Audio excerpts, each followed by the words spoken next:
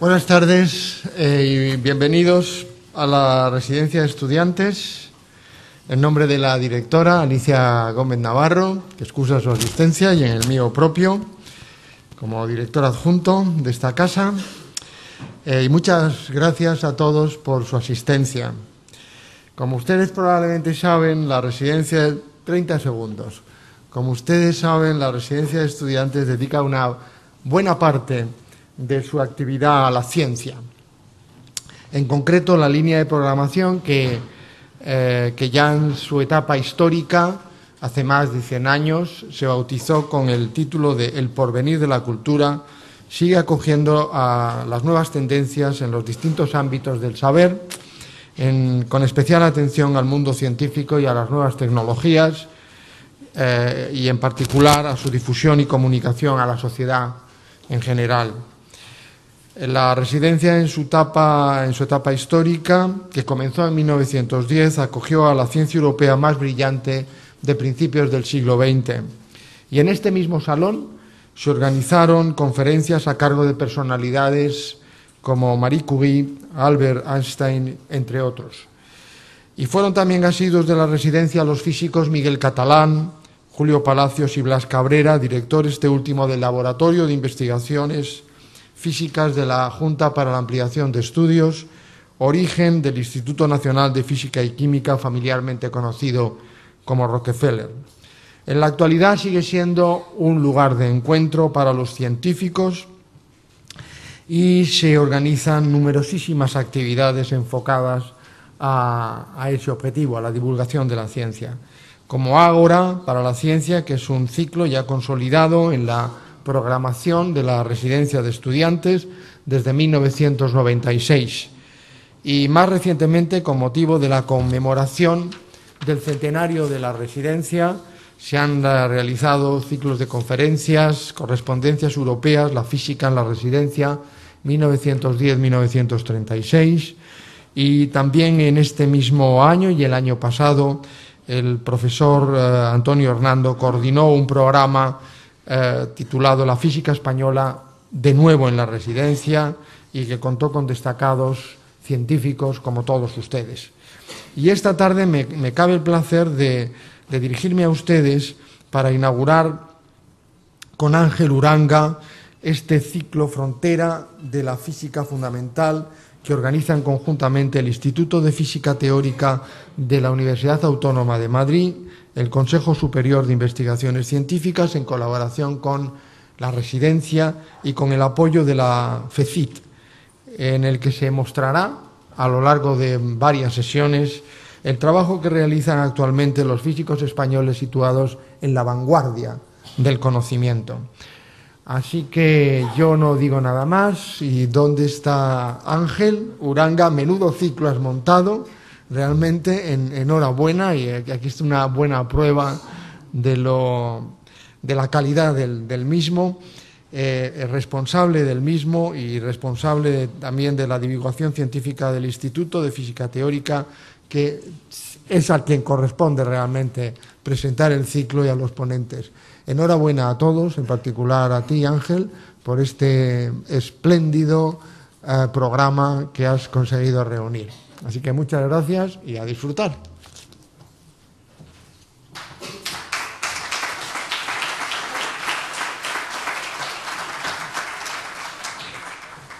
Hola, buenas tardes a todos. Quería dar la bienvenida en nombre del Instituto de Física Teórica y concretamente en nombre del Comité de Divulgación Científica, ya que no soy yo el único organizador de este evento.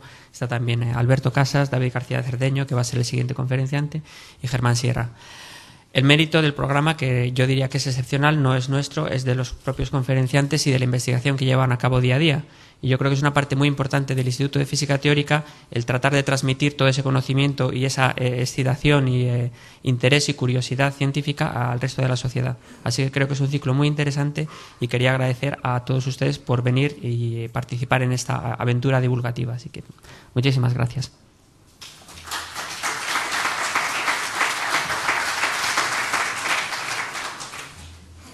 Voy a moderar la sesión, así que voy a dar la bienvenida a David García Cerdeño, que es el siguiente conferenciante.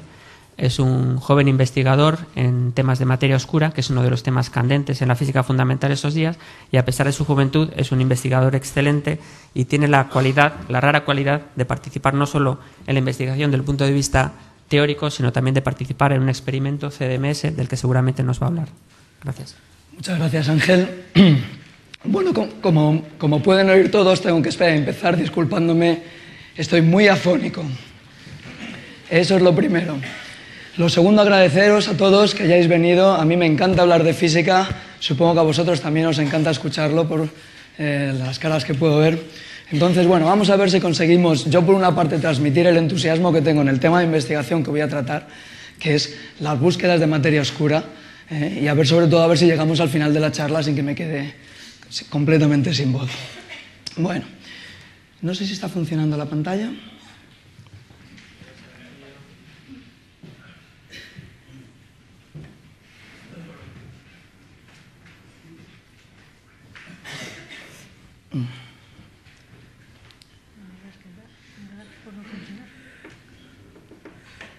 He vuelto a enchufarlo.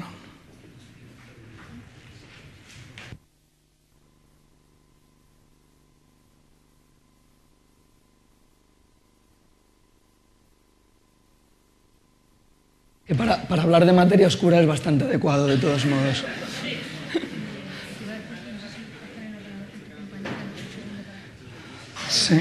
Sí, ¿no? Vamos a ver. Es el proyector, yo creo, lo que se ha quedado. Bueno, el proyector. No hay luz, no.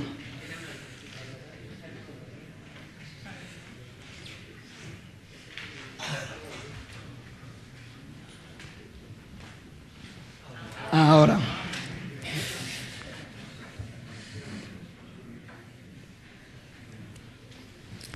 Muy bien, ahora sí que sí. Bueno, muchas gracias de nuevo. El tema del que voy a hablar, como ya habéis visto, es la materia oscura, ¿no? Esto es un título bastante sugerente y un nombre bastante sugerente. En física solemos dar títulos muy atractivos y nombres muy atractivos a los temas que estudiamos, ¿no? En parte también para motivarnos nosotros, pero en parte también porque son realmente espectaculares. En el caso de la materia oscura, como veréis ahora, intentaré un poquito explicaros en qué consiste esta idea. Primero, intentaros haceros entender por qué necesitamos este nuevo tipo de materia y luego también explicar un poquitín en qué consisten las búsquedas actuales de esta materia oscura, ¿de acuerdo? Todo esto parte un poco a raíz de los grandísimos éxitos que hemos tenido en la física del siglo XX. En el siglo XX hemos avanzado una barbaridad en la física fundamental, entendiendo no solamente el origen de parte del universo, ¿de acuerdo?, sino también de los constituyentes que lo forman, ¿de acuerdo? Es decir, durante el transcurso del siglo XX hemos pasado de saber apenas nada del universo que nos rodea, simplemente teniendo conocimientos muy locales del sistema solar y de los planetas en los que podíamos observar y el planeta en el que vivimos, a conocer gran parte de sus propiedades principales, ¿de acuerdo? Una de las principales observaciones que yo creo que fue fundamental en el siglo pasado fue el descubrimiento de que el universo no es algo estacionario, y esto no es obvio a primera vista, porque nosotros vemos sobre todo los objetos distantes y las galaxias, las vemos casi estacionarias en el cielo de la noche.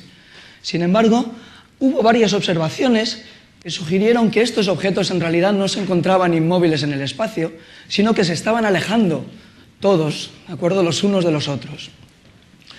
Esta observación vino de este señor aquí, que es Sir Edwin Hubble, y demostró que todas las galaxias, él hizo observaciones sobre galaxias cercanas a nuestra Vía Láctea, y demostró que todas estas galaxias se estaban alejando. La forma en la que estas galaxias se alejaban además no era casual. La velocidad en la que se alejaban era proporcional a su distancia, es decir, las galaxias más lejanas se alejaban más rápidamente que las galaxias que se encontraban más cerca de nosotros. Esto, en física, nos gusta de algún modo también tratar las cosas de forma matemática. Nosotros lo que hacemos es representar la velocidad de los objetos que se alejan como función de su distancia. Y lo que observamos es que los objetos que se encuentran a distancias más grandes tienen velocidades más grandes, ¿de acuerdo? Esto es una primera observación cualitativa, pero de esta misma gráfica pueden ver que hay una observación cuantitativa muy clara, que es que la velocidad, además, es directamente proporcional a la distancia. Y esto simplemente nos dice que hay una constante de proporcionalidad, que hoy en día llamamos la constante de Hubble, y que explica de algún modo cómo es la dinámica del universo a una escala mediana. ¿Cómo sabemos que las galaxias se alejan? Porque, bueno, nosotros podemos medir velocidades en la Tierra de una manera bastante precisa, simplemente midiendo la posición de un objeto en un tiempo y la posición de un objeto un tiempo más adelante, ¿de acuerdo? Pero en el caso de las galaxias no podemos hacer eso, porque, como he dicho antes, realmente nosotros las observamos como casi estacionarias en el cielo. La forma de observar la velocidad de las galaxias es muy curiosa, es muy imaginativa. Lo que hacemos realmente es observar la luz que estas galaxias emiten y estudiar qué color tiene esa luz, qué frecuencias y qué longitudes de onda tiene esta luz, ¿de acuerdo?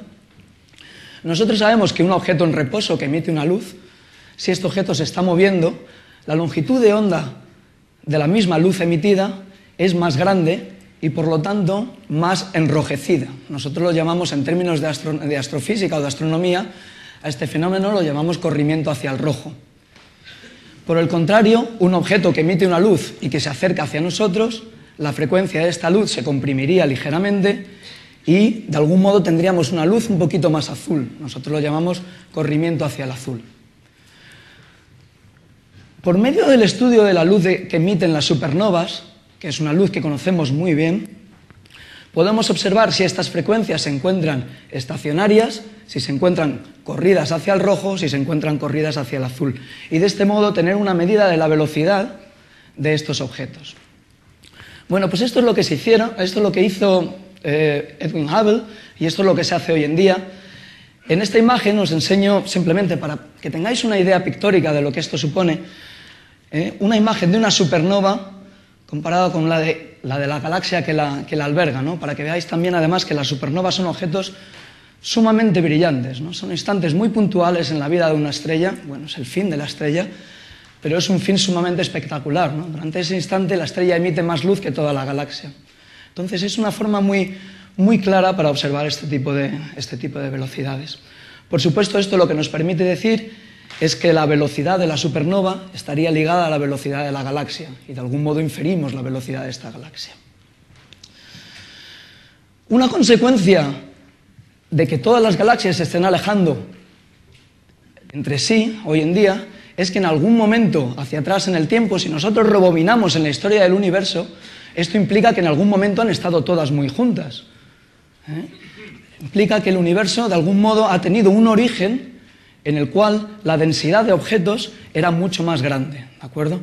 Y esto es lo que subyace de algún modo también a la idea de la teoría del Big Bang, de la que supongo que habréis oído más o menos hablar, ¿de acuerdo? La idea del Big Bang supone que el universo tuvo un origen puntual, en el cual este universo era muy pequeño comparado con toda la expansión, con toda la extensión que observamos hoy en día, y además en ese momento puntual el universo era sumamente denso y sumamente caliente. Desde ese momento inicial, el universo se expandió, ¿de acuerdo? El espacio y el tiempo se crearon y se expandieron. El universo se fue enfriando conforme se iba expandiendo y poco a poco se iban formando objetos cada vez más complicados, ¿de acuerdo? El universo original, siendo tan denso como era, y teniendo esta temperatura y densidad muy grandes, solamente las partículas fundamentales podían existir libres en él. Es decir, aquí estamos hablando de electrones, estamos hablando de quarks, estamos hablando de fotones, las partículas asociadas a los rayos de luz. Pero conforme el universo se fue expandiendo y enfriando, algunas de estas partículas empezaron a formar conglomerados cada vez más grandes. Los quarks empezaron a agruparse en términos de protones y neutrones. Poco más adelante, los protones y neutrones empezaron a formar los núcleos más simples que conocemos, por ejemplo, los núcleos de helio, el núcleo de hidrógeno, que es simplemente un protón, el litio. Poco después se formaron los átomos, ¿de acuerdo? Se rodearon estos núcleos de electrones, y así poco a poco, si seguimos avanzando en la historia del universo, estos átomos empezaron a conglomerar, ¿de acuerdo? Finalmente el universo se volvió transparente a la luz y poco más adelante se empezaron a formar ya los cuerpos estelares que conocemos, las galaxias, los cúmulos de galaxias, etc. Cuando digo aquí poco más, un poquito más de tiempo, estoy intentando también ser un poquito quizá irónico, ¿no? Los primeros instantes del universo suceden muy, muy rápido. ¿Alguien sabría decir más o menos, tiene una idea de cuánto tarda el universo en formar los átomos más ligeros? solamente tarda el orden de 1 minuto. El universo desde su origen hasta que empieza a formar los átomos de hidrógeno y helio solamente pasa 1 minuto. Es un momento sumamente interesante de la historia del universo y en la cual sucede prácticamente todo. Después de ese minuto, la edad del universo actual son 13.700 millones de años, para que os hagáis una idea de las escalas distintas de tiempo que estamos tratando, ¿no? A mí me gusta mucho esta imagen también porque pone de manifiesto una cosa que a mí me gustaría que vosotros no se os pasara por alto, que es que existe una conexión íntima entre la física microscópica y la física del cosmos. Las propiedades del universo, tal y como lo conocemos hoy en día, las propiedades a gran escala, cómo se forman las galaxias, cómo se forman las estrellas, cómo es la Vía Láctea, todo eso depende de las propiedades de la física microscópica, de cómo era el universo en su origen, ¿de acuerdo? Y entonces esta es una idea muy bonita también que relaciona el tipo de física que hacemos en el Instituto de Física Teórica, en el cual estudiamos las propiedades del universo, entre otras muchas cosas, pero atendiendo a las propiedades microfísicas, ¿de acuerdo? A las propiedades que subyacen a la física de partículas. Bien, tenemos pues un universo en expansión y, como os digo, esto para mí es algo fundamental. Esta expansión, además, aunque os he enseñado antes que era aproximadamente constante, hoy en día nos hemos dado cuenta de que no es constante. En las últimas épocas del universo, yo diría desde los últimos aproximadamente 1.000 millones de años, el universo ha empezado a expandirse de forma acelerada, ¿de acuerdo? Y esto además también tiene implicaciones muy interesantes sobre cuáles son las componentes de nuestro universo. Bien.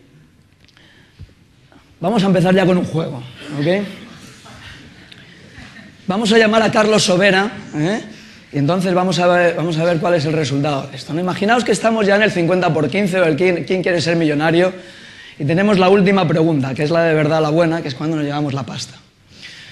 Llega Carlos Sobera y nos pregunta, yo no puedo hacer la voz hoy, ¿de acuerdo? Normalmente la hago, pero nos pregunta, bueno, ¿cuál es, por 50 millones, cuál es la componente principal del universo? ¿No? Y nos mira con esta fina. Por supuesto nos tiene que dar opciones. La primera opción que nos da es la componente principal del universo son átomos. Átomos entendidos, por ejemplo, en términos de sus constituyentes, en términos de los protones, neutrones y electrones que los conforman, ¿de acuerdo? Entonces nosotros pensamos y decimos, oye, esto es bastante razonable, ¿no? Yo mira donde mira alrededor, lo único que veo son átomos, no os ofendáis. El Sol es una bola de hidrógeno y helio. El hidrógeno y helio son átomos, ¿de acuerdo?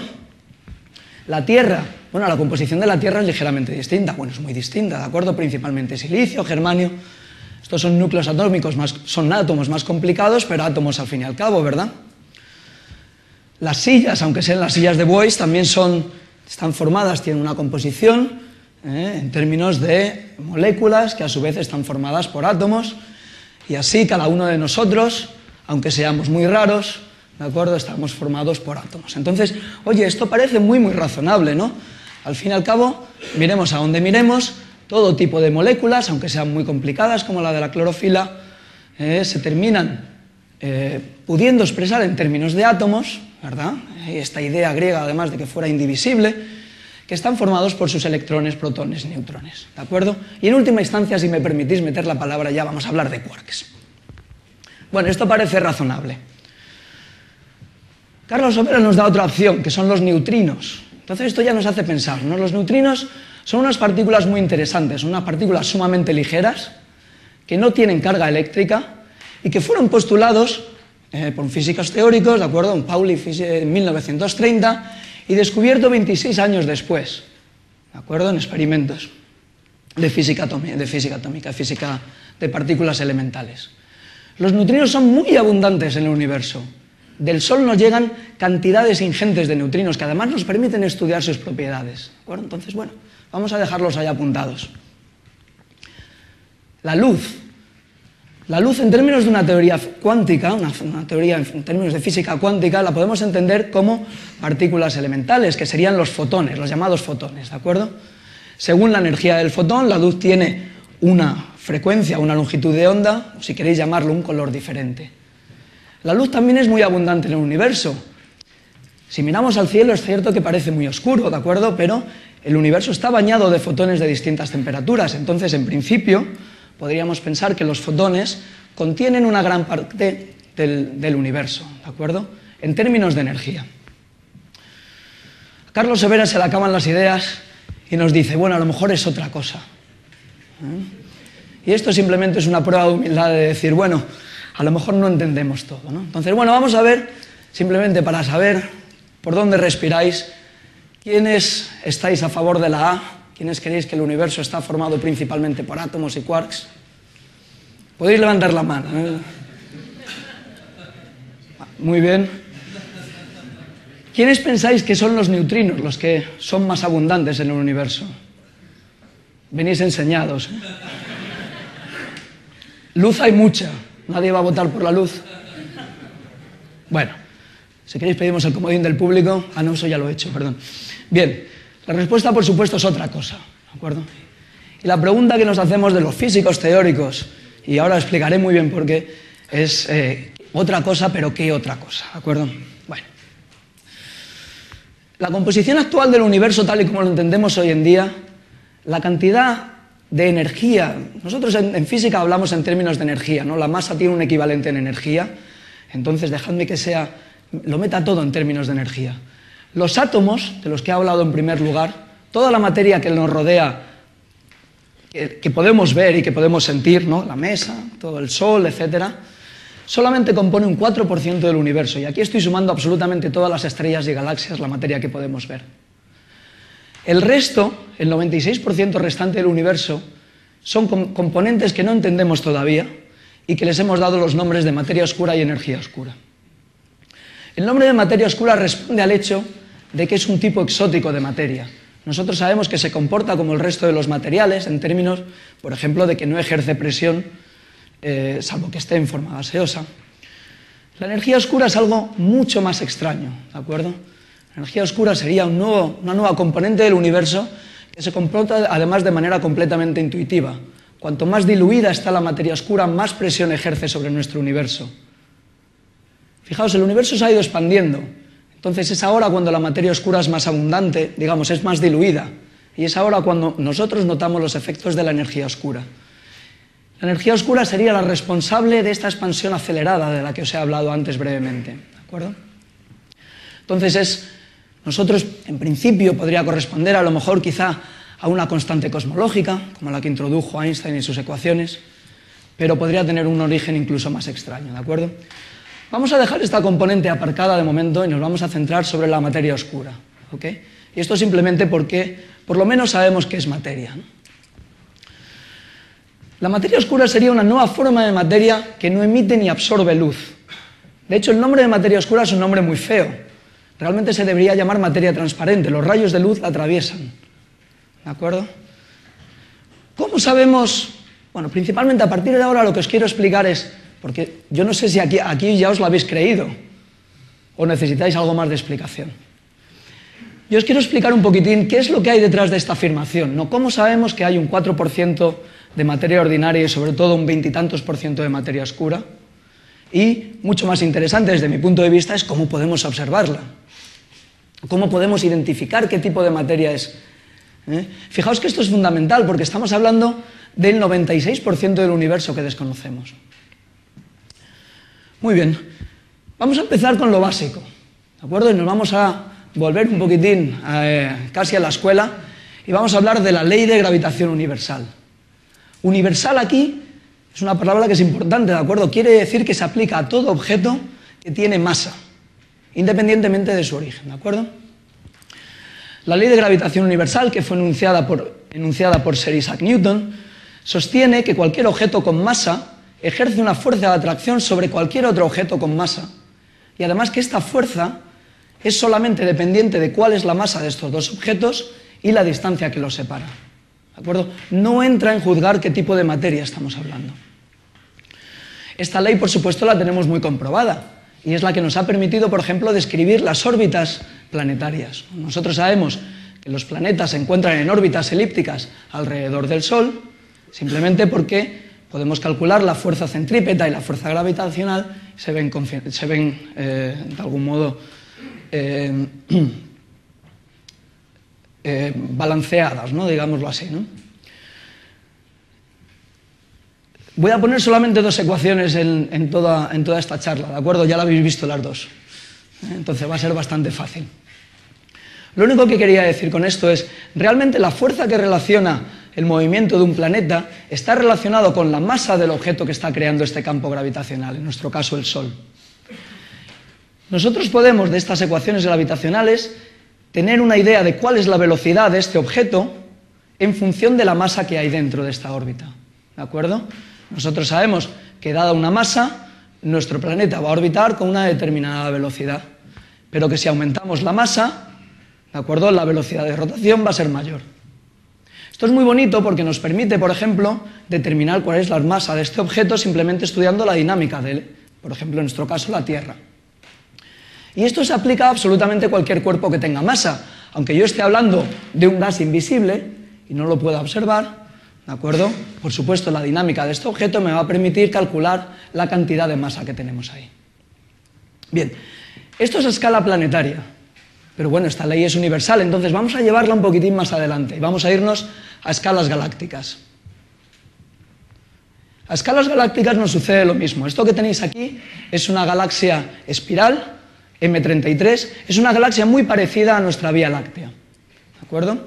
Lo que pasa es que la estáis viendo casi en perpendicular, ¿de acuerdo? Es una galaxia que tiene esos brazos espirales muy bonitos. Y un ejercicio que nosotros podemos hacer observacional sobre esta galaxia es mirar cuál es la velocidad a la que los determinados objetos están orbitando. Nosotros ya sabemos la ley de Newton, ¿de acuerdo? Y nosotros sabemos que esta velocidad va a estar relacionada con la masa que hay contenida en esta galaxia. De hecho, si nos vamos al exterior de la galaxia, nosotros sabemos que la velocidad debería de crecer, porque tenemos aquí la distancia, ¿de acuerdo?, como 1 partido por la raíz cuadrada de r. Es decir, simplemente, según nos alejamos de la galaxia, fijaos, la galaxia acaba aquí, nuestra velocidad de rotación debería ser cada vez menor. Las observaciones, en cambio, y esto es una observación que es bastante chocante, lo que sugieren es que la velocidad se mantiene más o menos constante e incluso aumenta un poquito.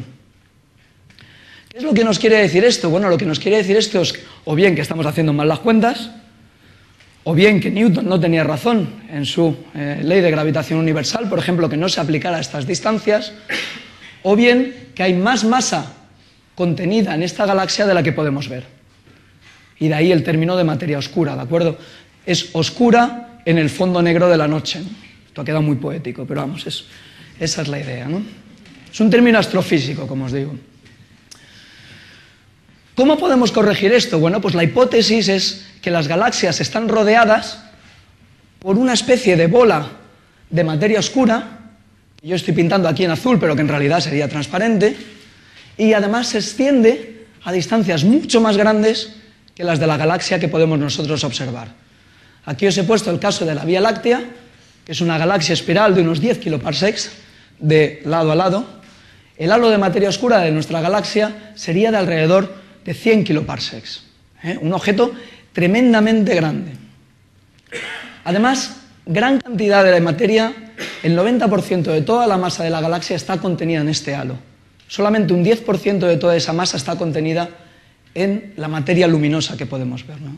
Esto es casi un cambio de paradigma, ¿no? Nos damos cuenta de que realmente cuando estamos hablando de galaxias, estamos hablando solamente de una ínfima parte de estas, ¿de acuerdo? Esto lo sabemos por medios principalmente observacionales, pero esto además viene también confirmado por simulaciones numéricas que nosotros hemos hecho sobre la formación galáctica. En estas simulaciones numéricas, y aquí os estoy poniendo el ejemplo de una de ellas, es una simulación hecha por el consorcio Virgo de la Universidad de Durham, podéis ver, de nuevo en colores falsos, este halo de materia oscura que rodearía a una galaxia como la nuestra, por ejemplo. Si queréis, vamos a escalas más grandes del universo, ¿de acuerdo? Estamos hablando aquí de galaxias, pero podemos irnos a escalas mucho más grandes.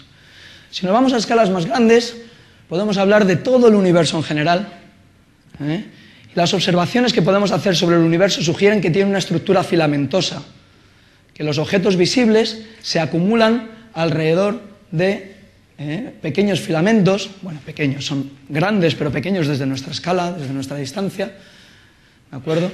Y esto mismo lo observamos también cuando hacemos simulaciones numéricas. Esto que veis aquí es la simulación numérica realizada con el superordenador Mare Nostrum sobre, esto sería escalas casi cosmológicas, sobre la agrupación de materia después de que el universo se ha creado. ¿Okay? Entonces, de nuevo, la materia oscura no es que solamente esté rodeando nuestra galaxia, sino que además está presente a todas las escalas del universo. Y además tiene un papel fundamental a la hora de formación de las estructuras. Cuando las estructuras como estas se forman principalmente porque es la materia oscura la que va formando filamentos y la materia luminosa le sigue, simplemente porque hay mucha más materia oscura. Dejadme que haga un pequeño inciso y os muestre una película que enseña cómo el universo evoluciona hasta tener este tipo de estructuras. Esto que veis aquí es simplemente un universo. Nosotros hemos puesto condiciones de contorno más o menos homogéneas, hemos asumido que el universo desde su origen es casi homogéneo, simplemente con pequeñas inhomogeneidades, y la materia oscura se acumula y forma objetos como los que veis aquí. Esto nos recuerda mucho a la formación de galaxias, la formación que tiene lugar después. Lo que vemos es que primero se forman objetos pequeños y por acumulación se van formando cada vez objetos más grandes.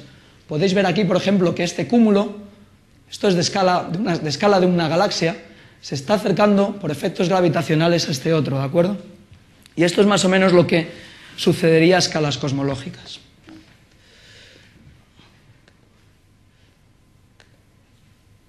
Bien.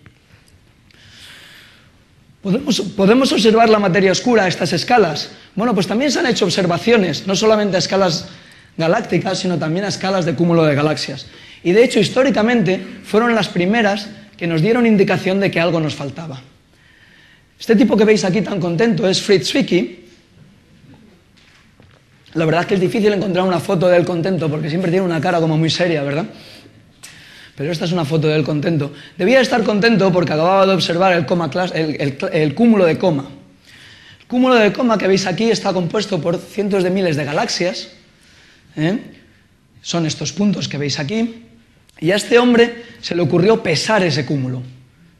Su idea era calcular cuánta materia hay en el universo y para eso pesar los cúmulos de galaxias. Por supuesto, no nos podemos ir allí con una balanza. Entonces a él lo que se le ocurrió fue estudiar el movimiento de las galaxias y relacionarlo con la cantidad de materia que había dentro. De algún modo es muy parecido a lo que hemos hecho con las curvas de rotación, pero a escala cada vez más grande. Es aplicar la ley de Newton y las leyes derivadas a escalas ya de cúmulos de galaxias. Bueno, pues cuando él hizo este experimento o esta observación, esto no es una falta de ortografía, ¿de acuerdo? Se me ha comido la H. Ay. Se dio cuenta de que había, con H, mucha materia que no vemos, ¿de acuerdo? Y había una cantidad ingente. De nuevo a él le salían las cuentas que aproximadamente el 90% de la materia contenida en este cúmulo era invisible. Hoy en día hemos refinado las cuentas, sobre todo las observaciones, y las hemos hecho teniendo en cuenta incluso efectos relativistas. Supongo que conocéis todos a Albert Einstein. Una de las, yo diría, probablemente una de las consecuencias más atractivas de la teoría de la relatividad general es que los rayos de luz se curvan al pasar cerca de objetos pesados. De hecho, si nosotros tenemos una galaxia lejana y la observamos desde la Tierra, lo que veríamos es que los rayos de luz atraviesan la galaxia, pero también podrían rodearla y verse doblados. Esto a lo que da lugar es a múltiples imágenes y a un efecto que nosotros llamamos lente gravitacional. ¿De acuerdo? Funciona como una lente óptica, pero simplemente el efecto es meramente gravitacional, es muy bonito. Esto se ha observado. Esto que veis aquí parece que hay 4 objetos distintos, ¿verdad? Esto realmente es un único objeto.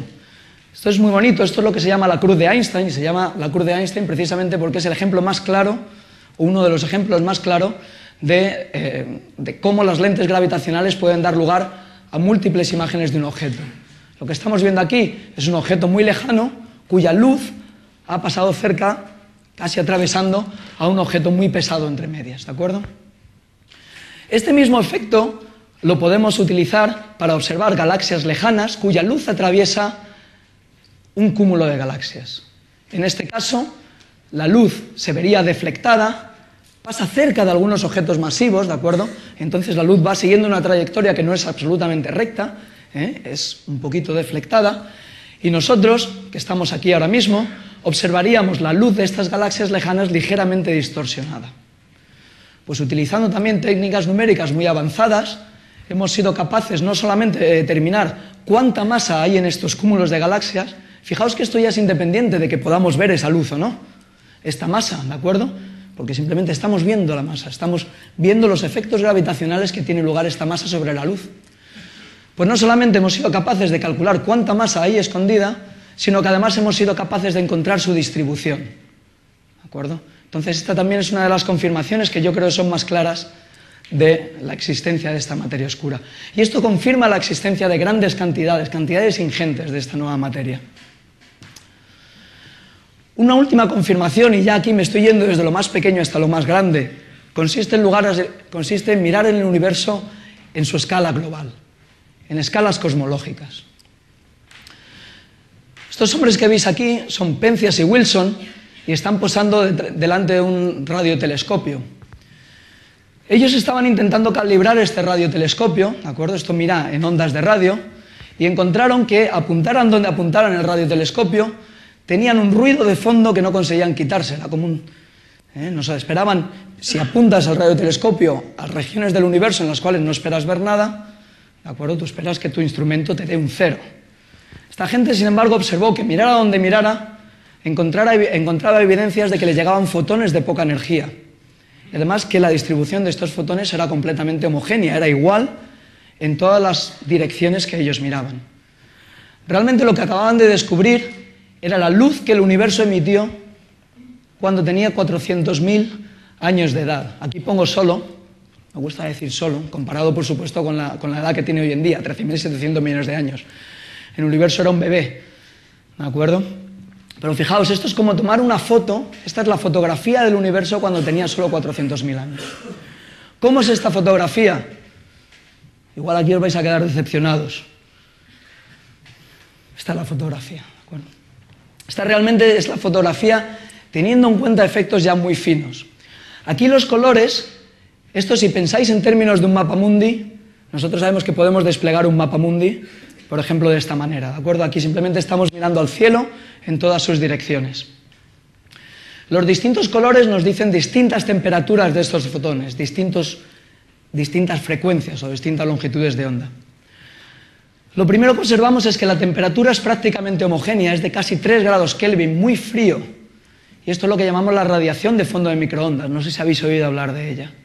Es una radiación homogénea que nos llega de todas las direcciones del universo y con una temperatura muy determinada. Alguien me puede decir aquí, oye, pero tú tienes colores diferentes en este gráfico, ¿verdad? Y me has dicho, estos corresponden a distintas temperaturas. Fijaos la escala de temperaturas que da lugar a estos colores. Son 10 a la menos 6 grados Kelvin, son microkelvin. Existen fluctuaciones de esta temperatura, pero son ínfimas, son muy, muy pequeñas.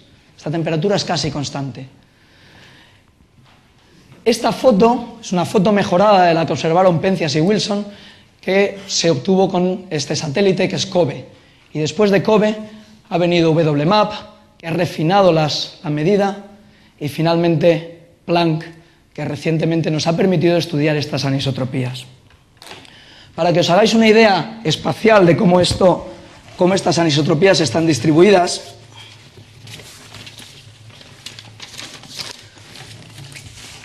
y si todavía tengo fuelle, esto me permite tomarme un descanso.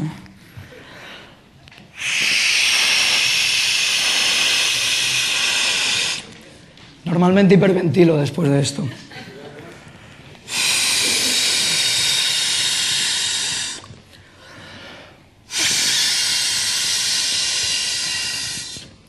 Esto también está relacionado con la expansión del universo. Bueno, este es el mismo dibujo, ¿de acuerdo? Solo que la Tierra nosotros estaríamos en el centro del globo. Y por supuesto, todas estas temperaturas que nosotros vemos son proyecciones en distintas direcciones, ¿de acuerdo? Distintas direcciones del cielo. ¿Qué es esta banda roja? ¿A alguien se le ocurre? Porque esta banda roja está aquí y no allí. Es la Vía Láctea, ¿de acuerdo? La Vía Láctea emite luz, nosotros recogemos estos fotones, nos dan unos fotones más calientes y esto es esta región roja, ¿de acuerdo? Mediante un trabajo muy bueno tenemos que entender cómo funciona esta emisión. Lo que nosotros hacemos es sustraer la emisión galáctica para poder estudiar la luz del cosmos sin que la galaxia nos moleste, ¿de acuerdo? Entonces, bueno, si queréis lo pasáis por ahí para que la gente lo vaya viendo. Bueno, ¿qué es importante de todo esto? Realmente la importancia es estudiar cómo están distribuidas estas inhomogeneidades, qué tipo de distribuciones tenemos y cómo de frecuentemente aparecen.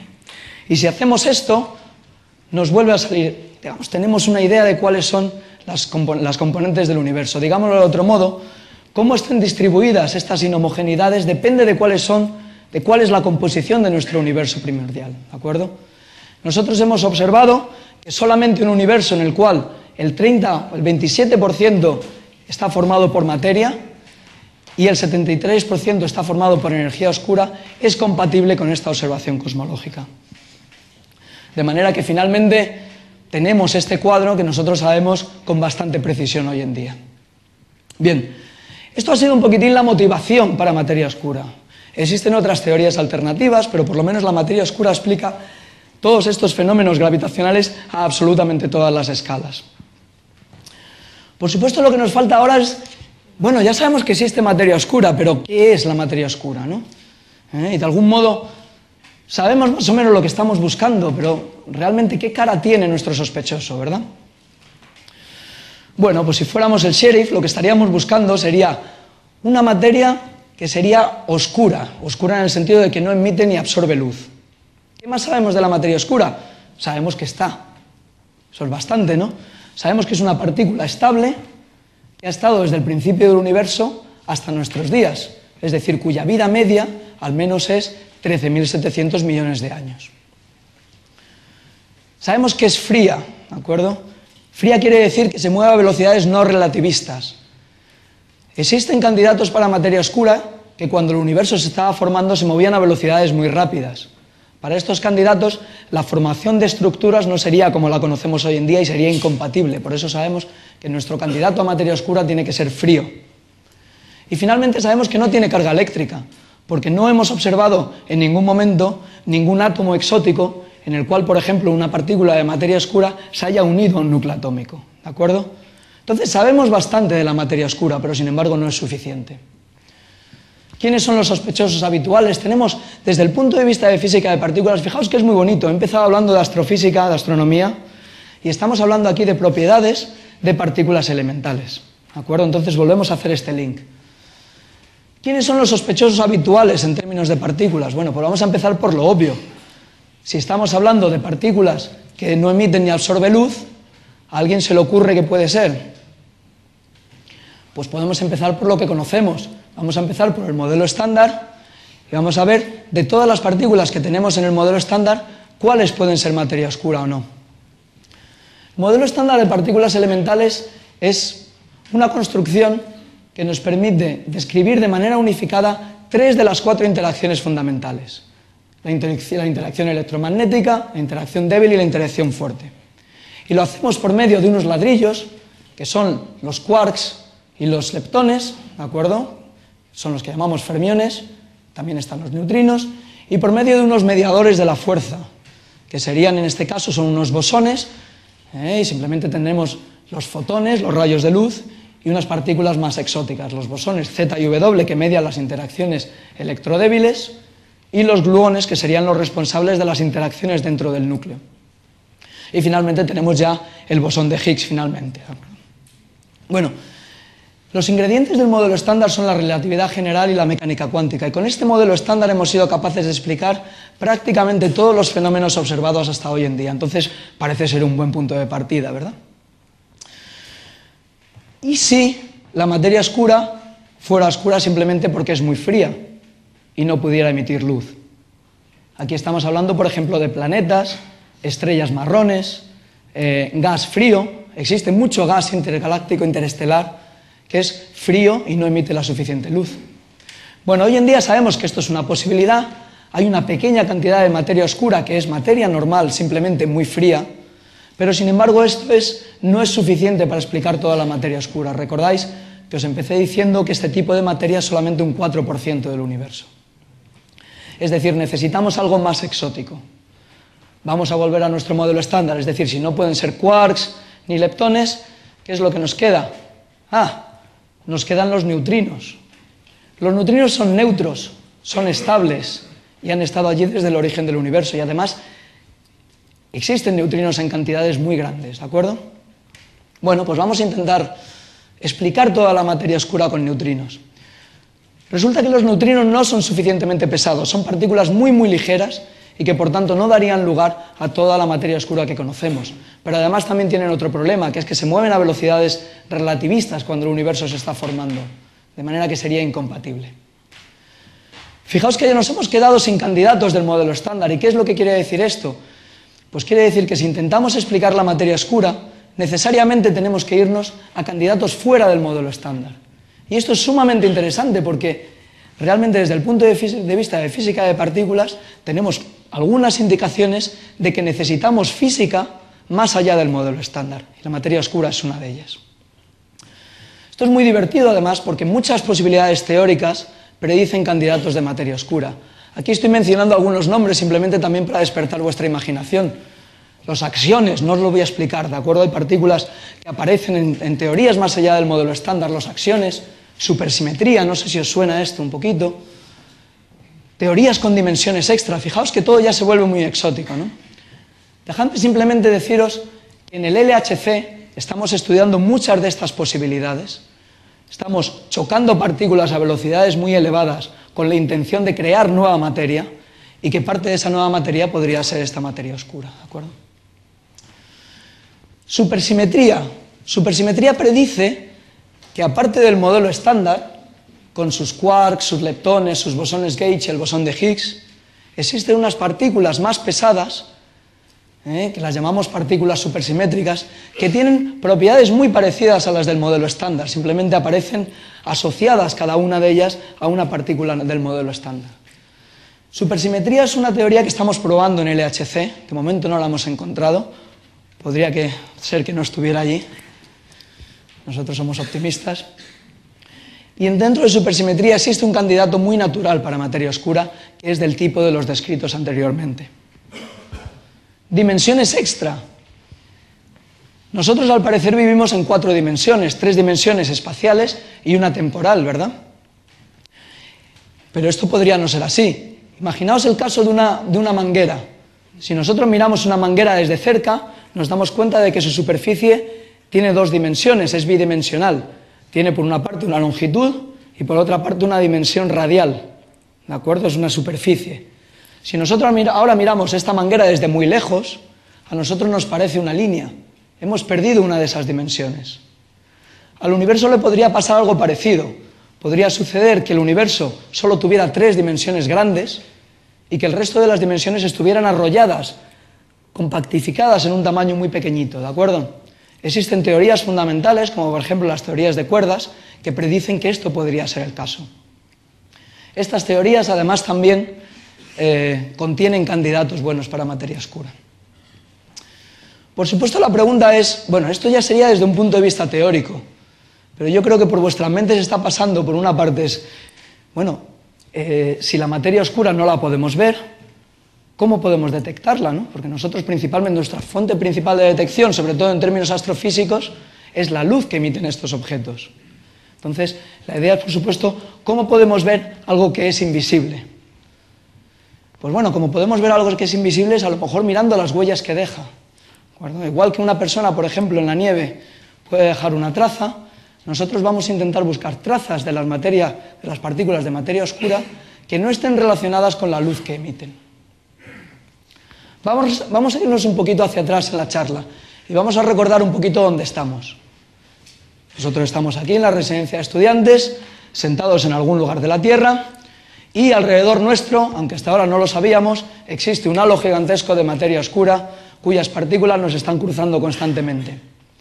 Yo no sé, a mí me gusta hacer esta pregunta porque a lo mejor alguien ya lo ha notado, si alguien ha sentido alguna partícula de materia oscura durante esta charla. Yo creo que no. ¿Y esto por qué puede ser? A lo mejor es que hay muy pocas, ¿verdad? Porque a lo mejor pasa una, qué sé yo, imaginaos que solamente nos cruza una partícula de materia oscura al día o al mes, y a lo mejor nos pilla durmiendo, ¿no? Entonces no lo notamos. Eso puede ser una explicación. Otra explicación puede ser que interaccionen muy poco con nuestro cuerpo. Podría ser que nos estuvieran cruzando constantemente, pero que nosotros no las notamos porque apenas nos hacen nada. Este es el caso de los neutrinos, ¿verdad? Los neutrinos nos están cruzando y sin embargo aquí, que yo sepa, por lo menos a nadie le está doliendo. Pues con las partículas de materia oscura parecería lo mismo, ¿de acuerdo? Nosotros estamos sentados aquí, nos están cruzando estas partículas, pero interaccionan tan poquito que es muy difícil tener una idea de cuándo nos han cruzado y cuándo no. Vamos a hacer una cuenta muy rápida. Las partículas de materia oscura cruzan la Tierra y nosotros sabemos que la Tierra está contenida dentro de este halo de materia oscura. Por medio de observaciones astrofísicas, sabemos que la densidad de este halo de materia oscura es de 5 por 10 a la menos 24 gramos por centímetro cúbico. ¿Esto os parece mucho o poco? Muy poco, ¿de acuerdo? La densidad del agua es de 1 gramo por centímetro cúbico. Esto es 10 a la menos 24 veces menos denso, ¿de acuerdo? Lo que pasa es que como el halo es muy extenso, la cantidad de materia oscura al final es muy grande. Estas partículas se mueven a una velocidad aproximada de unos 300 kilómetros por segundo, y esto lo sabemos por argumentos puramente gravitacionales. Sabemos cuál es el pozo gravitacional que está en nuestra galaxia y podemos calcular esta velocidad. Bueno, pues si nosotros hacemos las cuentas, aproximadamente a cada uno nos han cruzado unas 10.000 millones de partículas de materia oscura durante esta charla. Como normalmente hablo muy lento, ya serían unas 15.000. Y sin embargo, no las notamos. Y este es el gran reto para detectarlas, que es que nosotros podemos idear un experimento que busque estas partículas, pero tiene que ser extremadamente sensible. Las búsquedas de materia oscura, hay búsquedas de distintos tipos. Las búsquedas en las que yo participo son de tipo directa. Lo que intentamos observar es una partícula de materia oscura que vaya a cruzar la Tierra, que choque en nuestro detector y que produzca un retroceso de uno de los núcleos atómicos de nuestro detector, ¿de acuerdo? Nosotros tenemos un material en un detector, esperamos que una partícula de materia oscura entre, choque con un núcleo atómico y la partícula de materia oscura se vaya. Nosotros lo que intentamos observar es cuando en un cristal se ha desplazado un núcleo. Yo no sé si eso os parece fácil. ¿Qué es lo que produce este desplazamiento? Y esto es la clave. Nosotros no podemos estar mirando núcleos atómicos uno por uno. Este desplazamiento, cuando la partícula de materia oscura llega y choca con nuestro núcleo atómico, produce una pequeña ionización en el medio. Algunos electrones desaparecen, bueno, no se aparecen, sino se liberan, ¿de acuerdo? Y esto produce una pequeña fluctuación en las cargas positivas y negativas, que da lugar a una ionización. Dependiendo del material, también se emite una pequeña cantidad de luz. E incluso, en algunos materiales, esto da lugar a una pequeña, fijaos, es un núcleo atómico el que se está desplazando, es una pequeñísima cantidad de incremento en la temperatura. Simplemente lo que vemos son oscilaciones en la red cristalina. Los experimentos de detección directa intentan observar estas señales. ¿Cuáles son los retos? Bueno, los retos principales es que estamos buscando una señal extremadamente pequeña, estamos buscando el desplazamiento de un átomo. El segundo, por supuesto, es que estamos en la superficie. Si nosotros ponemos un detector en la superficie, está sujeto a muchas partículas que pueden producir efectos muy similares. Pensemos, por ejemplo, no sé si habéis oído hablar de los rayos cósmicos. Los rayos cósmicos son partículas que nos llegan del cosmos, chocan en nuestra atmósfera y producen una cascada de partículas que nos llega hasta nosotros, ¿de acuerdo? Por ejemplo, muones. Es así, por ejemplo, una de estas partículas puede desplazar los núcleos y dar lugar a señales muy, muy parecidas. ¿Qué es lo que tenemos que hacer? Bueno, pues lo primero que tenemos que hacer es asegurarnos de que nada de lo que sucede en nuestra atmósfera afecta a nuestro detector. Y lo escondemos. Lo metemos bajo tierra. Y lo metemos bajo tierra tan profundo como podamos, ¿de acuerdo? Esto que estáis viendo aquí es el Monte Tobazo. El Monte Tobazo está en los Pirineos, ¿de acuerdo?, en la frontera entre Francia y España, y aparte de ser muy bonito, tiene un túnel de ferrocarril por debajo, que es un túnel que está en desuso. Anteriormente conectaba Francia y España, pero hubo un accidente ferroviario en Francia y no lo repararon jamás. Parece que es una lástima, pero es fantástico, porque nos permite utilizar el sitio, ¿de acuerdo?, simplemente el túnel, como un laboratorio subterráneo. Y es aquí donde está situado el laboratorio subterráneo de Canfranc. No sé si habéis oído hablar de él. Es un laboratorio de física que está situado a 1000 metros por debajo de la superficie terrestre, simplemente aprovechando que tenemos un túnel de ferrocarril. Bueno, pues ahí realizamos parte de los experimentos de materia oscura. Lo que hacemos es, en unos laboratorios acondicionados a tal efecto, situamos materiales que son sensibles a estos efectos de lo que os he hablado antes. No basta, no basta con llevárnoslo bajo tierra. Además, tenemos que asegurarnos de que el experimento está aislado del resto de su entorno. ¿Cómo hacemos esto? Lo rodeamos de materiales que puedan absorber, por ejemplo, la radiación. La roca, y en este caso estamos en una cueva, contiene núcleos que son radiactivos, simplemente, por ejemplo, aquellos que vienen de la cadena de desintegración del uranio, y además es muy rica en ellos. Por ejemplo, el radon, no sé si habéis oído hablar del radon, simplemente son gases que nos aparecen en estas cuevas, ¿de acuerdo?, en la roca, y que son radiactivos. Por supuesto, si nosotros queremos tener nuestro experimento aislado, tenemos que aislarlo de todo esto. ¿Y cómo hacemos eso? Pues le colocamos un blindaje alrededor de estos cristales, consistente principalmente en plomo y poliuretano. Entonces, aunque estas imágenes son muy bonitas, a mí me gustaría enseñaros imágenes preciosas de nuestros experimentos, cuando vais a nuestros laboratorios lo que veis es bastante menos atractivo, ¿no? El experimento está escondido aquí dentro en una caja de hierro debajo de poliuretano. Bueno, así es la vida. No solamente eso, nos tenemos que asegurar además de que los materiales que utilizamos para aislar el experimento son sumamente limpios. Los materiales simplemente por construcción también pueden contener trazas de elementos radiactivos y esos nos destrozan simplemente las predicciones que hacemos. En el caso del plomo, en el proceso de construcción del plomo, hay isótopos radiactivos que pueden durar 1000 años. Bueno, una opción, por ejemplo, es hacer plomo hoy en día y utilizarlo dentro de 1000 años. Pero como yo no voy a estar ahí, no es la opción que me gusta, ¿no? Afortunadamente, también podemos buscar plomo que se haya hecho hace 1000 años. Y esto que tenéis aquí es un ancla romana. El Mediterráneo está lleno de estas, ¿de acuerdo? Y afortunadamente no todas tienen interés arqueológico. Que no me oiga nadie. ¿Aquí hay alguien de arqueología? El plomo en estas anclas es prácticamente radio puro. Entonces nosotros lo que utilizamos es una primera capa de plomo, lo llamamos plomo arqueológico, precisamente porque es plomo extraído de este tipo de objetos. Luego lo rodeamos de plomo tratado muy cuidadosamente, pero radiactivo, y finalmente otras capas de poliuretano, etcétera, etcétera. Entonces veis que aquí hay, tenemos que agradecerle a los romanos que pensaran en nosotros, ¿no?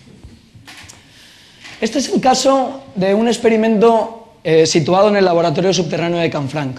Yo realmente estoy trabajando para otro experimento que está situado en Estados Unidos y es el experimento CDMS. El funcionamiento es diferente. Los cristales que utiliza la gente de Canfranc, cuando la materia oscura interacciona con ellos, emiten luz. Lo que nosotros tenemos en nuestro experimento son cristales de germanio y silicio que, después de una interacción de materia oscura, tiene una pequeña vibración en la red y un pequeño aumento en la temperatura. Estamos hablando de un aumento muy, muy pequeño. Esto es el material que utilizamos, esto es germanio, está rodeado por una cajita de cobre simplemente para mantenerlo en sitio, y nosotros lo que hacemos es, tenemos varias torres de este material escondido de nuevo detrás de unas capas de blindaje.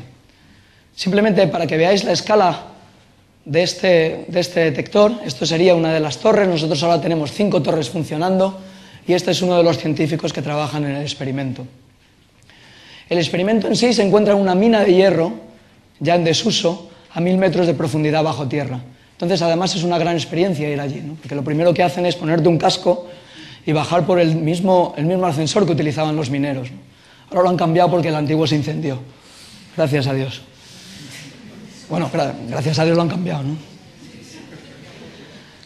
El experimento está aquí dentro, ¿de acuerdo? Está rodeado de nuevo por cobre, poliuretano, plomo arqueológico y plomo digamos, radio puro.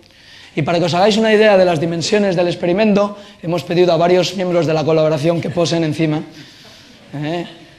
Veis que a veces estamos desesperados y casi mordiendo esto, ¿no? Pero bueno. En este experimento participamos, es un experimento principalmente americano, pero participa el Instituto de Física Teórica por medio de un grupito que estamos creando. Ahí os podéis preguntar, bueno, ¿todo esto realmente nos ha llevado a algún tipo de observación? La respuesta es no lo tenemos muy claro. Y es aquí cuando vais. No lo tenemos muy claro, ¿de acuerdo? Hay experimentos que parecen haber detectado señales que podrían ser compatibles con materia oscura, pero estas señales no concuerdan con las observaciones de otro experimento. El caso más claro y más divertido desde mi punto de vista, muy curioso, es el caso de la colaboración Dama-Libra, una colaboración italiana que se encuentra debajo de los Apeninos. Esta gente busca un efecto muy divertido en la materia oscura, que es el siguiente. Nosotros estamos en la Tierra, ¿de acuerdo?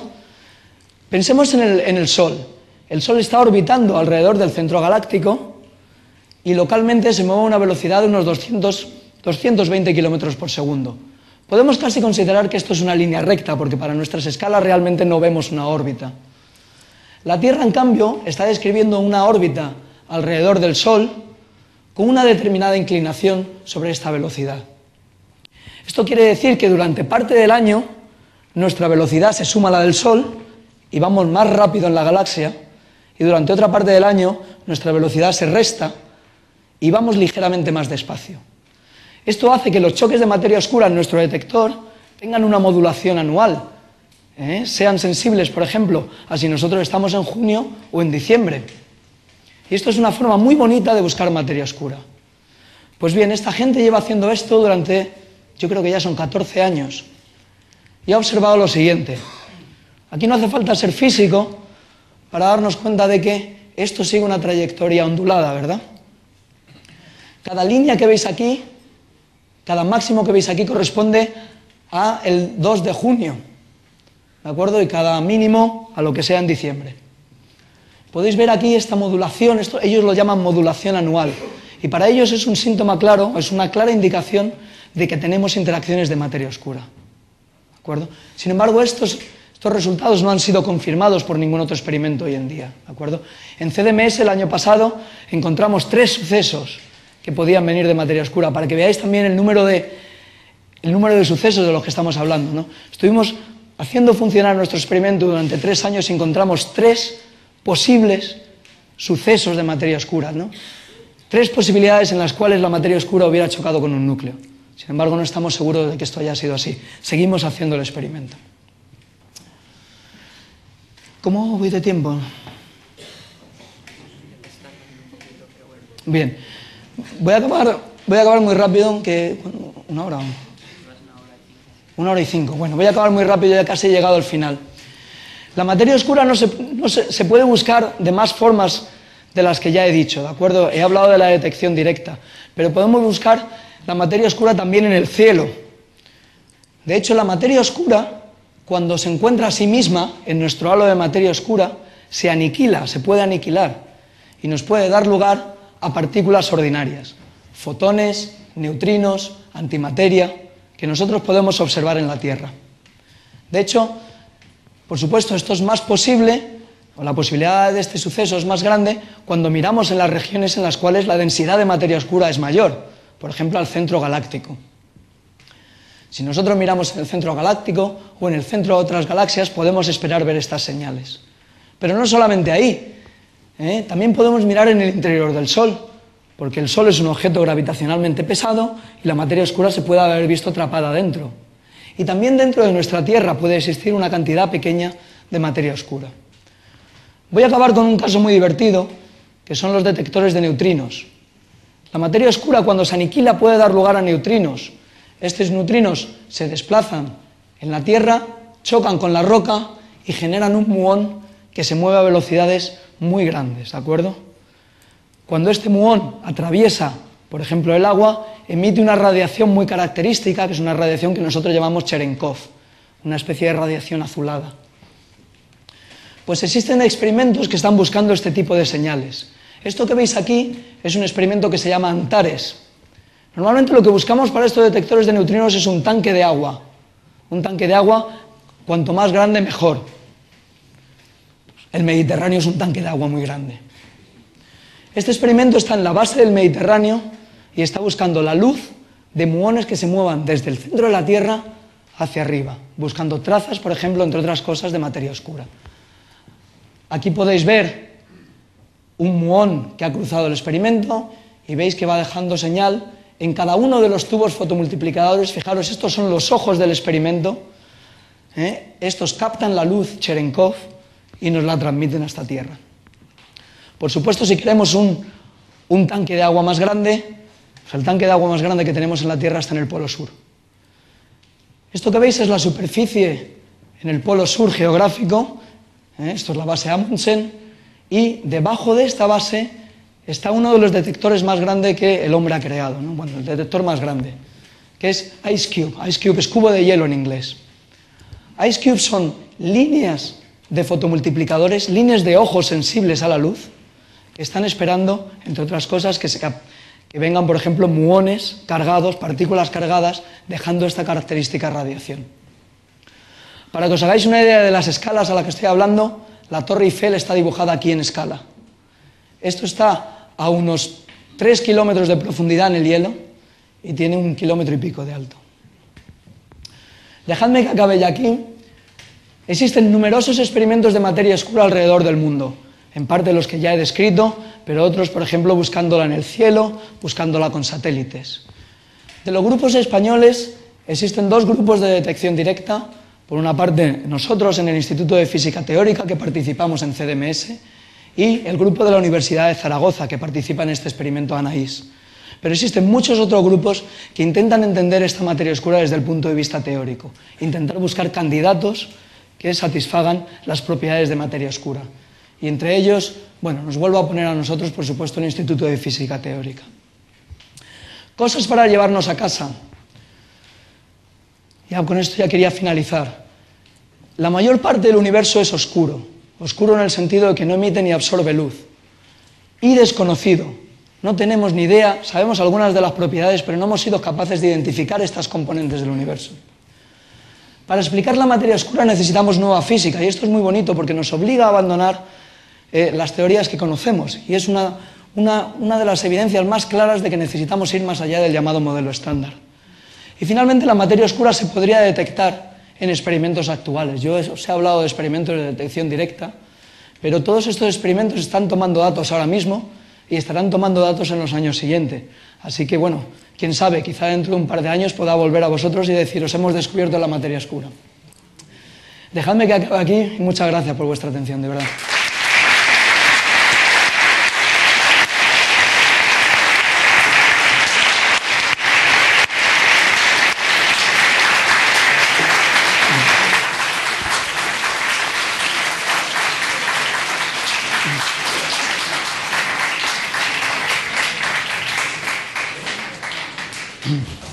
Muchas gracias, David, por esta charla tan interesante, un buen review y has iluminado mucho esta materia oscura.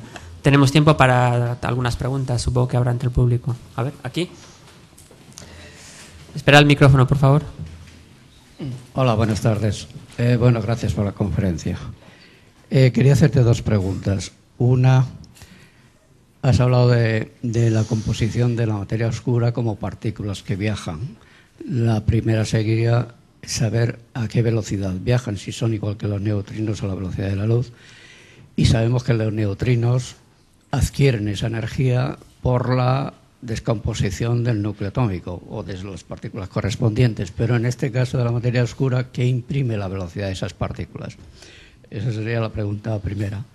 Y la segunda sería, ¿qué relación existe entonces entre la materia oscura y el campo de Higgs? Lo que se ha llamado, lo que dice el CERN, ¿qué es la sustancia del vacío? Dice que el vacío es la sustancia, ¿no? Entonces, ¿qué relación hay entre una cosa y otra, si es que la hay?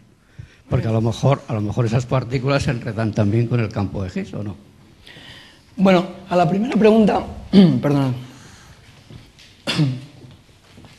La primera pregunta, la materia oscura, si la entendemos en términos de partícula elemental, que es lo que creemos que es más plausible, se encuentra en el mismo pozo gravitacional que nuestro Sol, ¿de acuerdo? Entonces tiene una velocidad muy parecida.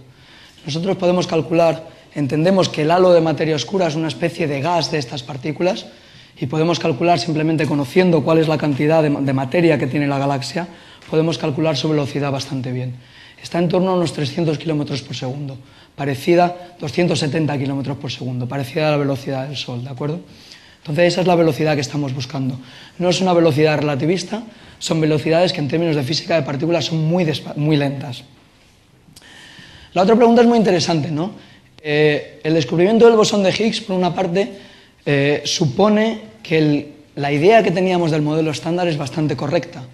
El bosón de Higgs explica o intenta explicar el origen de las masas. Las masas de una partícula estarían relacionadas con cómo de fuerte esta partícula se acopla, se asocia al bosón de Higgs o al campo de Higgs, ¿de acuerdo? En el caso de la materia oscura sería parecido. Simplemente la materia oscura sentiría el campo de Higgs y conforme lo sienta más fuertemente, más potentemente o menos, su masa sería mayor o menor. Igual que el electrón. Sería igual que cualquier otra partícula elemental. Bueno, digamos, su masa vendría dada por su interacción con el bosón de Higgs. Sus otras propiedades son distintas. Por ejemplo, esta partícula no tendría una carga, ¿de acuerdo? Nosotros no sabemos, una de las cosas que no sabemos en absoluto es cuál es la masa de la materia oscura. Y tenemos candidatos para materia oscura que predicen que la masa es de unas 100 veces la masa del protón, entre 100 y 1000 veces la masa del protón de cada partícula de materia oscura, a otros modelos que predicen que es una fracción de la masa del electrón. Entonces, en esos términos, por ejemplo, somos completamente ignorantes. Cogemos más preguntas. Y hay una atrás. A mí siempre me ha extrañado que, siendo el fotón una partícula, una perturbación electromagnética, no esté cargada eléctricamente y no tenga masa. Bien, dicho esto, la materia oscura algo tiene que tener cuando los fotones no le llegan ni le rebotan. Lo que no tiene es carga. Perdona.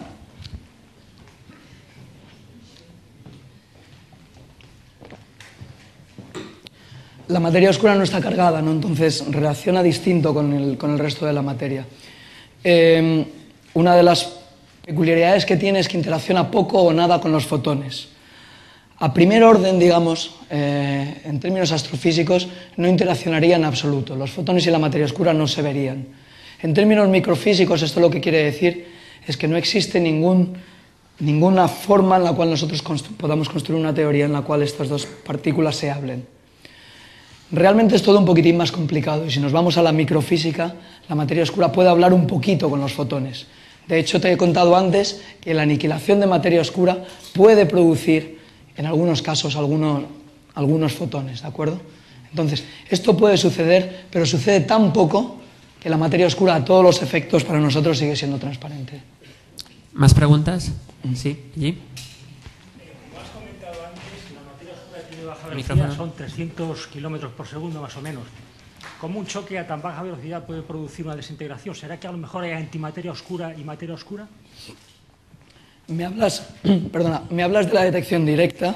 Sí, cuando has dicho que el choque entre partículas oscuras... Ah, el choque de materia oscura.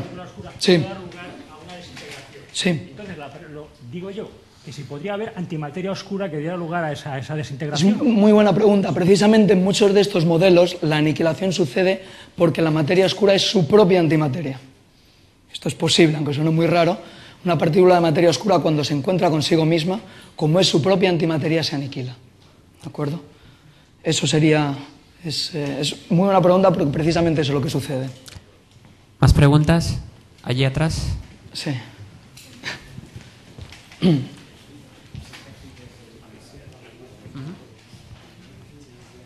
Buenas noches. Mi pregunta pregunta va dirigida a si se piensa si la materia oscura es materia bariónica. Muy buena pregunta. Estoy perdiéndolo. Perdonad, La materia bariónica es la materia formada por quarks, ¿de acuerdo? Es lo que yo he llamado en mis transparencias materia ordinaria porque nosotros estamos formados por ella, ¿de acuerdo? Esa fue una de las primeras hipótesis. De hecho, es muy divertido. En los primeros años de materia oscura se suponía que eran objetos masivos compactos en el halo. Esto, cuando uno hace las siglas en inglés, le sale machos, ¿de acuerdo? A finales de los 90 nos dimos cuenta de que no había suficientes machos como para explicar toda la cantidad de materia oscura, ¿no? Un artículo muy divertido que se llamaba El fin de la era del macho. Hoy en día entendemos la materia oscura como materia no bariónica, ¿de acuerdo? No es materia bariónica porque simplemente no hay la suficiente. Y de hecho, por contraposición a los machos, uno de los candidatos favoritos ahora son partículas con interacciones débiles, partículas masivas con interacciones débiles. Sus siglas en inglés son WIMPs, que significa debiluchos. Entonces, hoy en día entendemos la materia oscura como debiluchos y no como machos. Sí, pasamos a una pregunta ahí mismo al lado. Así está el micrófono cerca.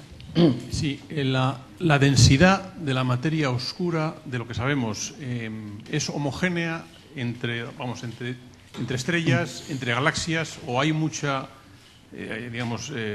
poca homogeneidad en esa distribución de la materia oscura. Hay muy poca. De hecho, la materia oscura es la que proporciona, digámoslo así, las huellas en las cuales la materia ordinaria va a terminar cayendo. Tú date cuenta que el universo está dominado por materia oscura más que por materia ordinaria. La materia oscura se agrupa gravitacionalmente y la materia ordinaria no tiene más remedio que seguirle porque hay mucha menos. Esta estructura filamentosa de la que he hablado realmente es la materia oscura la que genera ese tipo de, digámoslo así, canvas, ¿no? Ese tipo de... Entonces, ¿recuerdas esta simulación que os he enseñado antes? Esto realmente es materia oscura que se está agrupando. En esta simulación no hay materia ordinaria. Entonces, la materia oscura en el universo tiene... Voy a enseñarte un gráfico que sea mejor. Tiene esta pinta, ¿de acuerdo? A ver si lo encuentro. ¿De acuerdo? Esto sería más o menos la imagen, la idea que tiene, ¿no? A escala cosmológica, la materia oscura forma por una parte cúmulos y por otra parte forma como pequeños filamentos que unen estos cúmulos. Y la materia luminosa simplemente cae en ellos. A todas las escalas, como puedes ver. ¿Más preguntas? Cogemos una allí, por ese lado. Espera el micrófono. Gracias. Cuando pusiste la evolución del universo, del Big Expanse, me gustaría que me confirmara, porque he estado leyendo artículos, en qué momento se sintetiza la materia oscura. Parece ser, por lo que yo he leído, que es después, en el periodo del recalentamiento posterior a la gran expansión. Es mucho antes que eso. Os he hablado antes de que los núcleos atómicos se forman aproximadamente al minuto de que el universo ya se ha creado, ¿de acuerdo? El universo se crea y en un minuto ya tenemos núcleos atómicos. Bueno, antes que eso, la materia oscura ya se ha desacoplado del resto del universo. Pero concretamente, ¿en qué momento sería? O sea, cuando está ocurriendo la expansión exponencial, ¿no? O justamente cuando termina el momento llamado del recalentamiento, antes de la era de los quarks. Estás hablando de recalentamiento, claro, en inflación, sí. Después de eso. Tiene que ser después de eso, ¿no? Tú me estás hablando... Bueno, es que ahí depende también de qué materia oscura estamos hablando, pero bueno, digamos, lo más fácil sería que sucediera después. El universo al principio, nosotros hoy en día el universo lo vemos muy homogéneo a todas las escalas. Una explicación de que el universo sea tan homogéneo es que en los primeros instantes del universo, el universo se ha expandido a velocidades tremendas, ¿de acuerdo? De hecho, velocidades mayores a la velocidad de la luz. Esto es lo que conocemos como inflación cósmica. Voy a ir un momentito a una transparencia para ponerlo.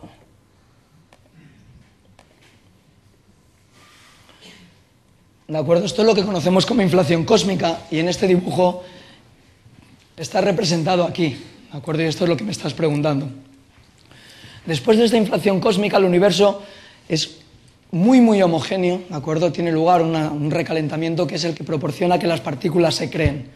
Por supuesto, la materia oscura se crea ahí y permanece en equilibrio con el resto de la materia ordinaria, ¿de acuerdo?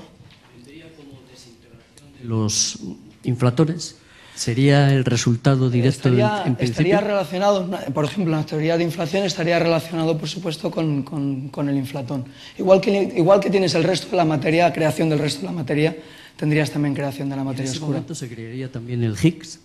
Ahí tendrías al final toda la materia, sí. Lo que pasa es que tú lo tienes en un estado de densidad y temperatura que no corresponden al universo actual, ¿de acuerdo? El universo en esta época es un universo muy activo, en el cual los procesos de creación y destrucción de las partículas están en equilibrio. Tú tienes partículas del modelo estándar que se desintegran en partículas exóticas que se desintegran en partículas del modelo estándar, que se aniquilan en partículas del modelo estándar. Y todo es un proceso de creación y destrucción. Conforme el universo se va expandiendo y se va enfriando, es como algunas de estas partículas dejan ese baño, ese equilibrio térmico, y en el caso de la materia oscura esto sucedería en algún momento antes de la generación de núcleos, ¿de acuerdo? Muy bien, una última pregunta. Allí.